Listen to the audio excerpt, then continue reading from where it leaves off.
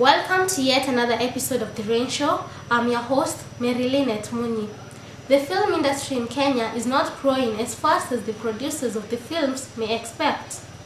In this episode, we'll be looking at the future of the film industry in Kenya. Welcome. The Kenyan films are not watched as much as the Hollywood films. Join me, TheReign, as you hear what the Kenyan youths have to say. Most of the youths in Kenya watch Hollywood movies, and in case they watch a local film, they watch Nollywood movies. Rarely will you find one watching Kenyan films. I don't watch Kenyan movies because most of them, their storylines are not so well, that they don't go into depth compared to Hollywood movies. And then when it comes to consistency, Hollywood movies are more prone to be watched than Kenyan movies. Yeah, that's what I can say. Personally, I don't watch Kenyan movies because they tend to be more obvious on what is going to happen next in every session, and then we don't have our own originality in our own movies. We tend to copy what you've seen in other movies, so it ends up being boring. And then there's the movie industry in Kenya does not even advertise their own movies, so it ends up we tend to take up a lot of foreign things from the other parts of the world, but we forget our own. Yes, I do watch a local production. I love Kenyan movies. I think that Kenya has a great talent. They are very natural. However, the production process is a bit wanting because at some point you find that the sound is not clear, the lighting, the equipment are not that well professional, but the content and everything is just on point. They speak to Kenyans. They do stuff that we can relate to, and therefore making them look good. Let's hear what the expert thinks about the future of the Kenyan film industry. The future of film industry in Kenya is very promising. Why do I say it's promising? It's because you see now we have the digital technology. And because of that right now people can be able to do productions with ease. And our media houses, you see right now, they can be able even to air content that is local content, regardless of where you produce it from, even if you produce it from the comfort of your bedroom, provided the content is relevant to Kenyans and it has market, you'll be able to have market for it. And besides that, because you're not just filmmakers are now not just targeting, they're not just targeting our media houses, but right now you see they can even be able to upload their work online and reach the global village. Because as McLuhan predicted in the early 1960s, the world has now become a global village. So the content that filmmakers have, provided it's good enough and it has market all over the world. So that's another. You have heard from the expert. I hope you'll change your mindset towards Kenyan films. Reporting for TheReign Show, I have been Ivy Lutsili. I interviewed a casting director. Welcome to another segment of TheReign Show. I'm your host, Marilyn Etmuni. Our guest is an actor, a casting director. He is the secretary of the Kenya Oscars Committee. He is a member of the Kenya Film and Television Provisional Association. Welcome, Wanajera. Thank you very much. Do you think there is any future for the film industry in Kenya? Well, of course, I think there is a future in the film industry. Otherwise, I would still be, in it. It has its ups and downs. It's a tough industry to be in. We're definitely not Hollywood, because I get a lot of that. People try comparing Kenya to what Hollywood is, and Hollywood has many, many years of experience compared to what Kenya is. So we're still a really young industry, which is a good thing for us because the actually still have time to grow. Okay, during the productions, are the actors and the cast trained before? That's a good question. Again, Kenya being a really young industry in terms of film, we really don't have many film schools, acting schools in Kenya where actors can actually go and get professional training, when it comes to matters acting. But that doesn't mean as an actor you should just sit back and, rely on your talent alone. Okay, now about the actors and not getting training. Is it the reason why there is so much mediocre acting in Kenya, whereby we know that they are acting like it doesn't flow naturally? Yeah. It looks like a stage play.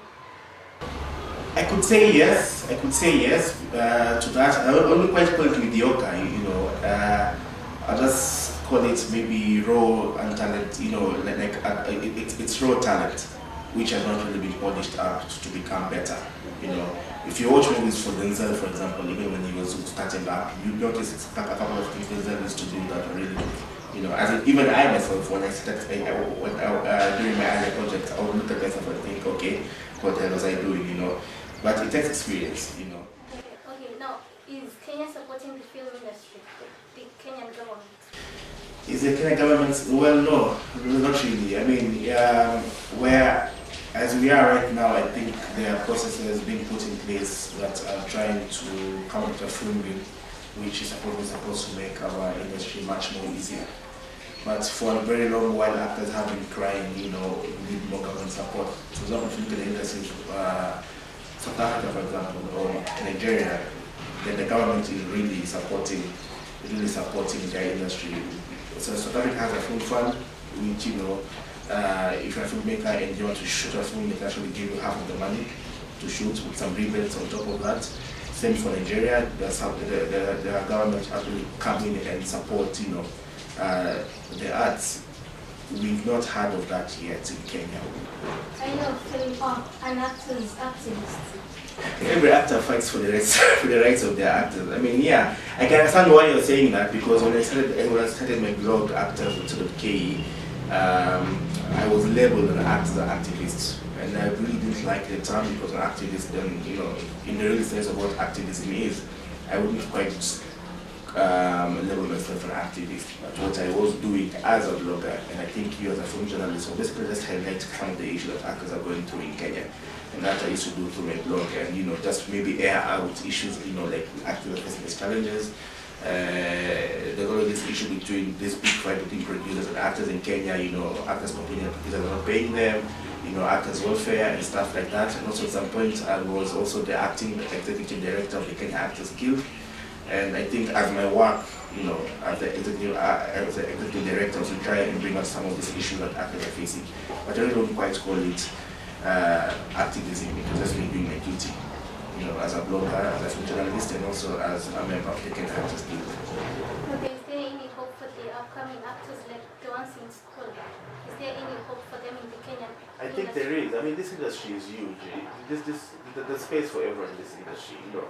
Gone the days when there were only like 5 producers who would, you know, get all the jobs, because I think when I'm getting into the industry, you have to know who, not to know who, you know.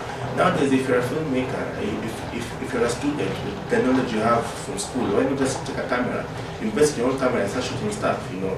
You don't really have to rely on someone. And then with the digital space now, you know, because that's where the future of entertainment is, having stuff online, you know.